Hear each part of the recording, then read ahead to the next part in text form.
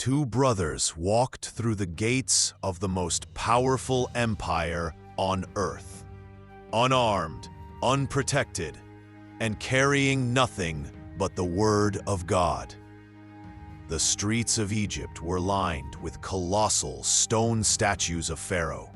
Soldiers in gleaming bronze armor patrolled every corner, and the air was thick with incense and the silent suffering of enslaved Israelites.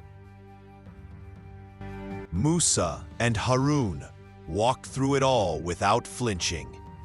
They stood before Pharaoh in his blinding golden throne room, towering pillars carved with hieroglyphics, walls shimmering with gold, guards lining every wall with spears raised. Pharaoh sat on his elevated throne, draped in white linen and a golden crown, surrounded by high priests and royal advisors. The silence was crushing. "We are messengers from the Lord of all worlds," Musa said with calm certainty. "Release the children of Israel from bondage and let them go free." Pharaoh stared at the man he had raised as a child and let out a slow, contemptuous laugh. "Did we not raise you among us? You lived in my palace for years, and this is your gratitude?" Musa stood firm. "You bestowed that favor only because you had enslaved my people. I come now with clear signs from your Lord." Musa threw his staff to the marble floor, and it became a massive living serpent with glowing eyes that reared up and filled the throne room with absolute terror. Guards stumbled backward. Courtiers screamed. Pharaoh gripped his throne. Then Musa drew his hand from his cloak, and it blazed with brilliant white radiant light that flooded every corner of the golden hall. Two miracles, two divine signs, undeniable and unstoppable. Pharaoh turned to his court and declared, "This man is nothing but a skilled sorcerer."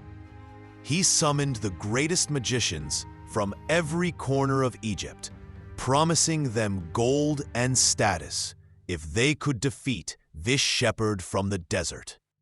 On the day of the grand contest, thousands flooded the city square, certain their magicians would win. The magicians threw their ropes and staffs, and they twisted and writhed across the sand like living serpents. The crowd erupted.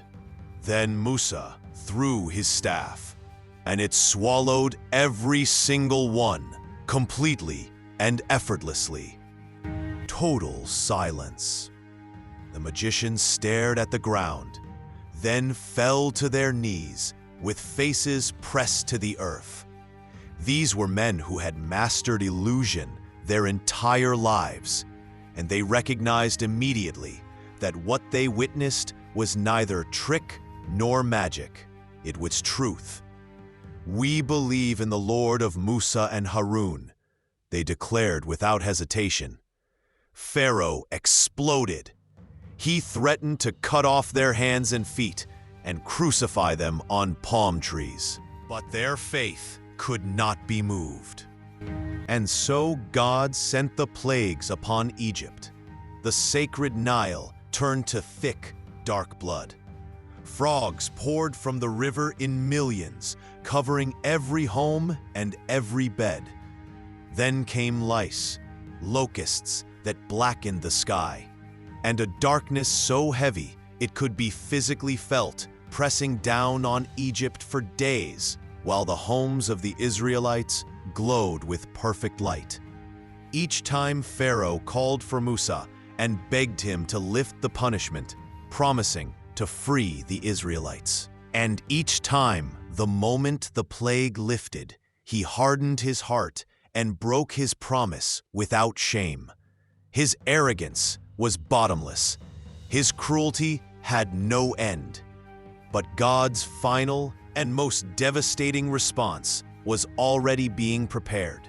A night that would shatter the most powerful empire on Earth and change the course of human history forever.